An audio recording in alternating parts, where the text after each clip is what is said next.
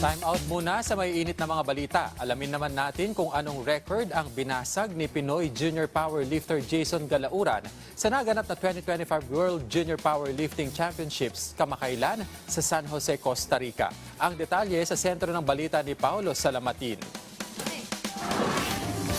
Isang junior powerlifter ng bansa na si Mark Jason Galauran ang unti-unting umuukit ng sariling pangalan sa kanyang larangan matapos gumawa ng kasaysayan bilang kauna-unahang Pinoy na nakabasag sa highest powerlifting total na naitala pa noong 1997 nang kinikilala noon bilang strongest man in the Philippines na si Eddie Torres. Ito'y naganap sa kanyang pagsabak kamakailan sa 2025 World Junior Powerlifting Championship sa Costa Rica sa pagtatala ng 347.5 sa squat, 217.5 sa bench press at 310 kg sa deadlift upang makabuo ng total of 875 kg lift. Taong 1997 nang unang maitala ni Torres ang Philippines highest powerlifting total sa 820 kg at naitaas pa niya ito hanggang 843 kg lift noong taong 2008. Sa panayam ng PTV Sports, ikinuwento ng former president ng Powerlifting Association of the Philippines na si Torres na nasa edad 32 years old na siya noong naitala niya ang kanyang unang highest total, habang si Galauran naman ay 22 years old pa lamang ngayon. Medyo malaki na break niya, mga 30 kilos. Malaki yun sa powerlifting total. And I foresee him, baka yung next 1 or 2 years, baka more than 100 kilos over mo record na mabubuhat niya. So at a very young age, nagawa niya. And he's actually very far above anyone else in the Philippines right now when it comes to the powerlifting total. Ibinahagi rin ni Torres kung papaano at saan niya nadiskubre ang talento ng isa sa kanyang mga alagang powerlifter na si Galauran.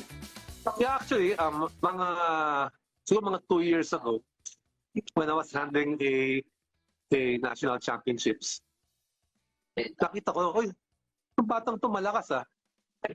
Sabi ko, malinis ba to? When I say malinis, drug-free ba to? Diba?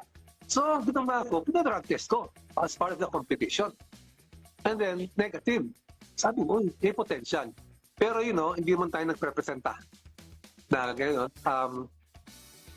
Siyempre, nakakausap ko siya as parang any other mga powerlifters nakakausap. And then, somehow, it progressed later on na the potential for him in the powerlifting na pag-usapan na namin. Actually, I told him, may chance ka mag-world champion.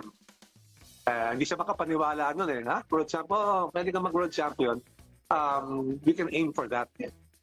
Iginit din ni Torres na di lamang ito malaking bagay para kay Galauran dahil sa pagtatala ng kasaysayan, kundi pati na rin mismo kay Torres na magkaroon ng isang alaga na nakabasag sa record na kanyang matagal ng pinanghahawakan.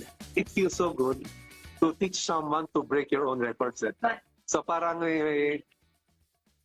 it's a big achievement for him at such a young age. Ito ang unang beses na sumabak si Galauran sa equip ng World Powerlifting Championships kung saan nagawa pa niyang makapagbulsa ng isang silver medal. Paulo Salamatin para sa Atletang Pilipino para sa Bagong Pilipinas.